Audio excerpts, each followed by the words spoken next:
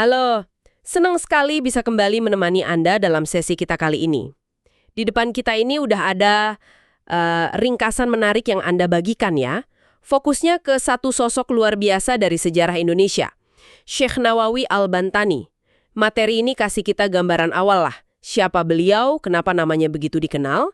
Nah, tujuan kita sekarang benar-benar mau menyelami informasi dari catatan Anda ini. Kita coba bareng-bareng menelusuri jejak hidupnya, pahami karya-karyanya, dan rasakan pengaruhnya. Yang paling bikin penasaran nih, seperti yang tertulis di sini kan, julukan ulama dunia dari Tanah Banten. Gimana ya ceritanya? Kok bisa sosok dari Banten ini meraih reputasi global di pusat keilmuan Islam pada masanya? Mari kita ungkap lapis demi lapis. Oke, kita mulai dari akarnya ya. Catatan Anda nyebutin beliau lahir di Tanara, Serang, Banten, sekitar tahun 1813 Masehi. Dan udah dari kecil, kelihatan banget semangat belajarnya di bidang agama. Ini fondasi penting ya pastinya. Betul sekali. Dan yang perlu kita bayangkan di sini itu konteks Banten saat itu. Seperti yang diisyaratkan sumber Anda, Banten di abad ke-19 itu, bukan sekedar daerah biasa loh, tapi salah satu pusat pendidikan Islam di Nusantara. Jadi lingkungan awalnya memang udah kondusif gitu. Tapi yang menonjol dari Syekh Nawawi ini adalah semangat belajarnya yang membara, yang nggak bikin dia cepat puas. Maksudnya gimana tuh, nggak cepat puas? Ya, jadi beliau itu nggak berhenti cuma belajar di Banten aja. Catatan Anda kan nyebutin, beliau berkelana, ya, menuntut ilmu ke berbagai pesantren. Nggak cuma di Banten, tapi meluas ke wilayah Jawa lainnya. Nah, ini udah nunjukin rasa haus ilmu yang luar biasa. Dan puncaknya, beliau ambil keputusan besar, berangkat ke Mekah. Ini bukan sekedar perjalanan fisik loh, tapi lompatan ambisi intelektual yang, signifikan banget sejak usia muda. Beliau membidik langsung ke jantung keilmuan Islam dunia saat itu. Wah, jadi dari pusat pendidikan regional di Nusantara, beliau langsung targetin pusat global di Mekah. Langkah yang berani dan visioner banget ya untuk orang di masa itu. Perjalanan ke Mekah ini kayaknya benar-benar jadi momen transformatif dalam hidupnya. Tepat. Keputusan berangkat ke Mekah itu langkah strategis. Mekah saat itu bukan cuma tempat ibadah haji, tapi benar-benar sebuah melting pot intelektual global. Di sanalah tempat kumpulnya ulama-ulama top dari seluruh penjuru dunia Islam. Tempat tukar gagasan, tempat akses langsung ke sumber-sumber ilmu primer. Jadi, pilihan Syekh Nawawi ke sana itu nunjukin visi keilmuan yang jauh ke depan. Beliau cari tantangan dan standar keilmuan tertinggi. Dan di Mekah inilah, nah ini menurut catatan Anda, cerita beliau jadi makin mengagumkan. Kecerdasannya yang luar biasa, kedalaman ilmunya, rupanya bikin ulama-ulama besar di sana naruh hormat yang tinggi ke beliau. Sampai-sampai ini nih yang luar biasa. Beliau dipercaya jadi imam di Masjidil Haram, bisa Anda bayangkan nggak? Mimpin sholat di kiblat umat Islam sedunia. Itu pencapaian yang, sulit dibayangkan tingginya. Memang, sungguh luar biasa. Status sebagai imam di Masjidil Haram itu jauh melampaui sekedar kehormatan seremonial. Itu pengakuan de facto atas kapabilitas keilmuan dan integritas spiritualnya yang dianggap memenuhi standar tertinggi. Beliau dinilai layak secara ilmu dan akhlak untuk memimpin ibadah di tempat paling suci bagi umat Islam. Tapi pengakuan itu nggak berhenti di situ. Oh iya, ada lagi yang lebih tinggi. Ya.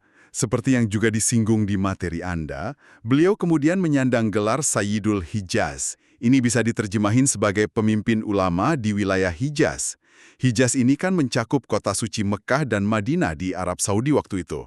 Gelar ini bukan gelar administratif atau politis ya, tapi sebuah pengakuan dari komunitas ulama internasional yang kumpul di sana atas otoritas keilmuan Syekh Nawawi. Mereka mengakui beliau sebagai rujukan utama, sebagai pemimpin di antara para cendekiawan. Jadi ini bukan lagi sekedar dihormati sebagai tamu cerdas dari jauh atau karena kasmahnya aja. Ini pengakuan formal dan informal sebagai salah satu figur ulama paling puncak di pusat dunia Islam saat itu. Luar biasa sekali ya, gimana seorang putra Banten bisa capai posisi kayak gitu? Apa ya rahasianya beliau bisa diterima dan diakui sedemikian rupa? Nah, ini benar-benar nunjukin kualitas personal dan intelektual Syekh Nawawi yang memang istimewa. Beliau berhasil melampaui sekat-sekat geografis, etnis, dan mungkin juga mazhab fikih tertentu. Diakui murni karena kedalaman dan keluasan ilmunya plus integritas pribadinya. Fenomena ini sekaligus kasih kita gambaran tentang atmosfer keilmuan Islam di Mekah saat itu yang cukup kosmopolitan. Artinya Mekah jadi ruang pertemuan di mana kualitas individu lebih diutamain daripada asal-usulnya. Tentu saja, ini nggak ngurangin kehebatan Syekh Nawawi dalam ngebuktiin kualitas dirinya di panggung dunia itu. Nah, selain pengakuan lisan dan gelar kehormatan, catatan Anda juga menyoroti aspek lain yang nggak kalah penting, produktivitas beliau dalam menulis. Disebutkan di sini, lebih dari 100 kitab. 100 lebih. Itu jumlah yang, sulit dipercaya, apalagi di zaman tanpa teknologi modern kayak sekarang. Betul. Angka lebih dari 100 karya tulis itu memang fenomenal. Ini bukan cuma soal jumlah ya, tapi merefleksikan kapasitas intelektual yang dahsyat, stamina kerja yang luar biasa, dan dedikasi total buat nyebarin ilmu pengetahuan. Bisa dibayangin berapa banyak waktu, tenaga, pikiran yang dicurahkan untuk hasilin karya sebanyak itu. Dan bukan cuma banyak ya, tapi juga beragam bidangnya. Catatan Anda nyebut beberapa judul terkenal, kayak Tafsir Munir, Nasyai Al-Ibad, sama Sulam Al-Munajat. Ini kan mencakup bidang-bidang yang beda-beda ya. Tepat sekali, produktivitas beliau itu diiringi dengan keluasan cakupan ilmu.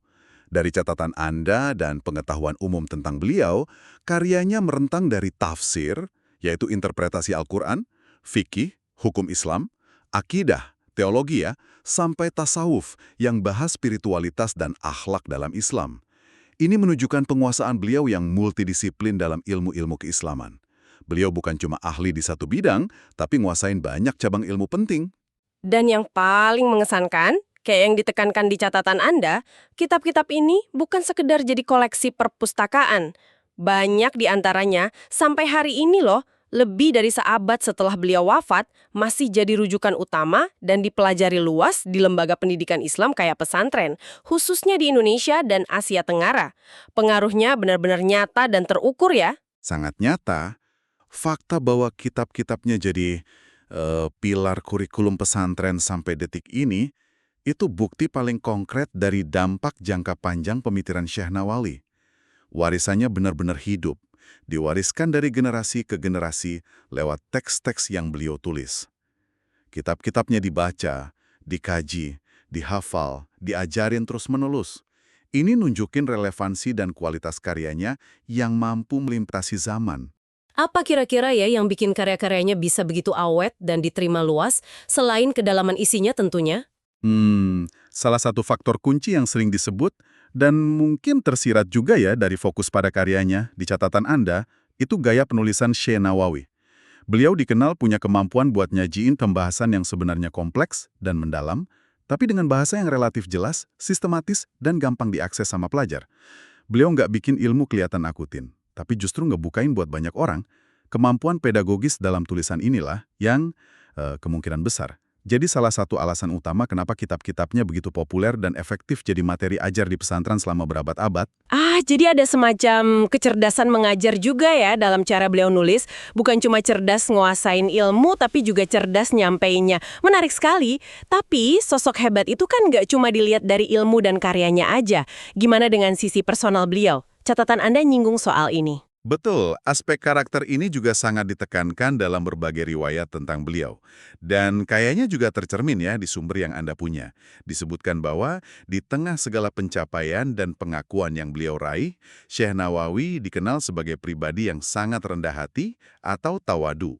Beliau juga senantiasa menekankan pentingnya akhlak mulia dan niat yang ikhlas dalam menuntut dan mengajarkan ilmu. Pesan tentang kerendahan hati, akhlak, dan keikhlasan ini rasanya relevan sepanjang masa ya, bahwa ilmu setinggi apapun nggak akan sempurna tanpa diiringi karakter yang baik. Sangat relevan.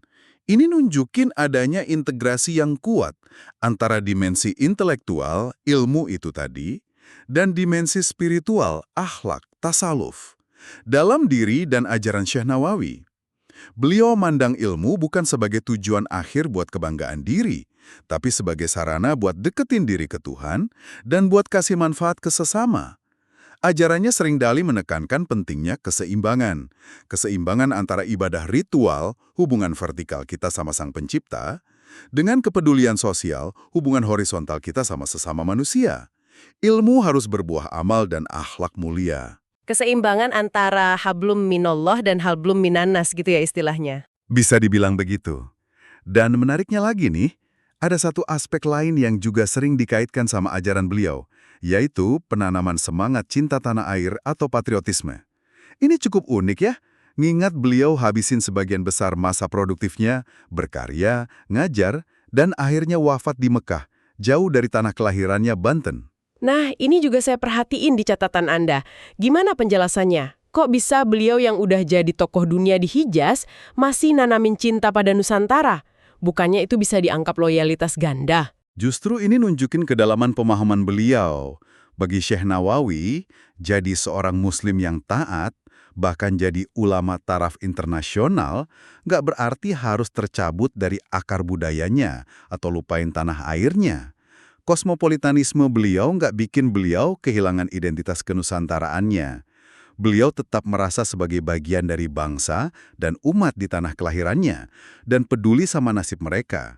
Kepedulian ini kadang tersirat dalam konteks atau contoh yang beliau pakai di beberapa karyanya, atau dalam nasihat-nasihat yang beliau kasih ke murid-muridnya yang dari Nusantara. Jadi rasa cinta tanah air itu justru bagian dari implementasi ajaran agamanya ya dalam pandangan beliau? Bisa jadi gitu. Beliau nunjukin bahwa identitas keislaman dan identitas kebangsaan itu bisa jalan selaras. Semangat inilah yang kemudian juga banyak diwarisi oleh murid-murid beliau dari Nusantara. Banyak di antara mereka yang setelah belajar di Makkah, balik ke tanah air dan jadi tokoh-tokoh penting.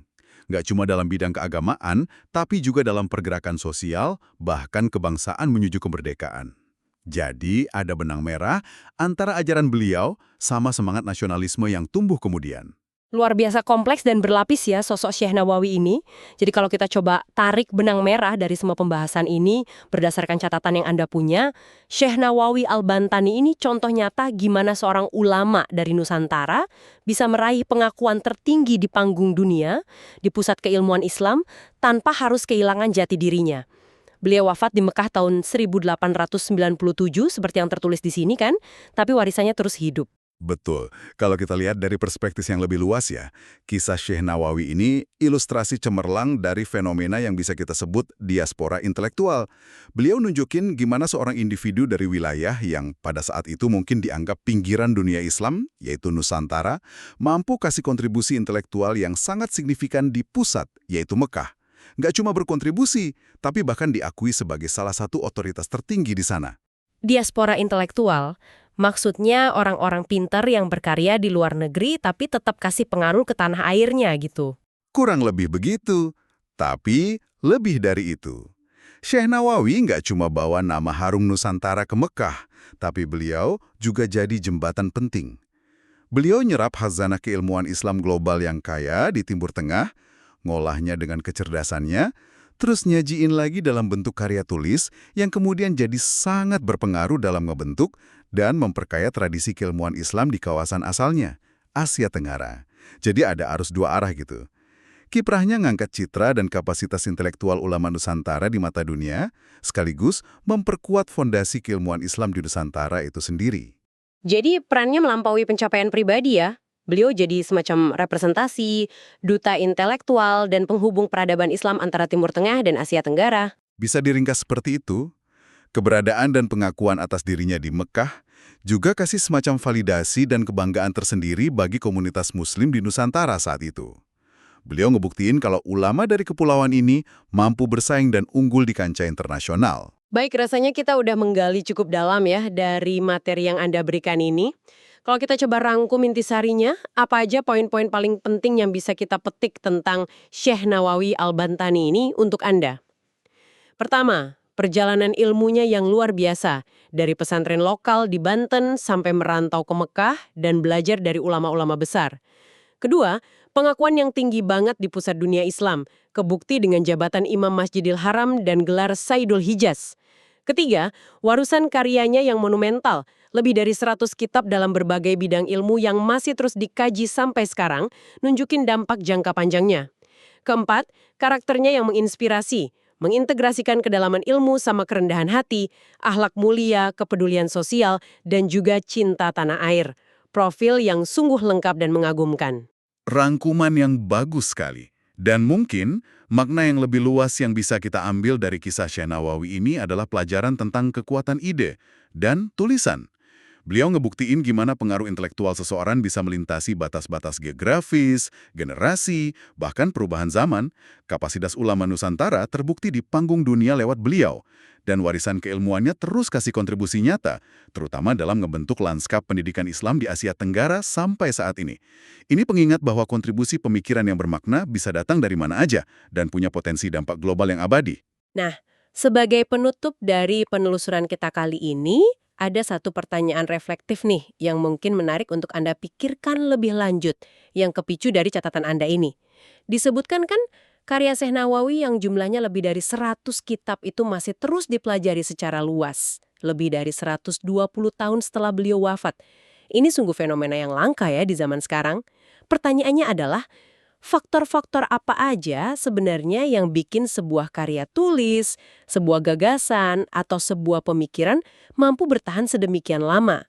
Apa yang membuatnya tetap relevan dan terus kasih pengaruh bagi generasi-generasi berikutnya, melintasi perubahan konteks sosial, budaya, dan teknologi? Sesuatu yang menarik untuk direnungkan.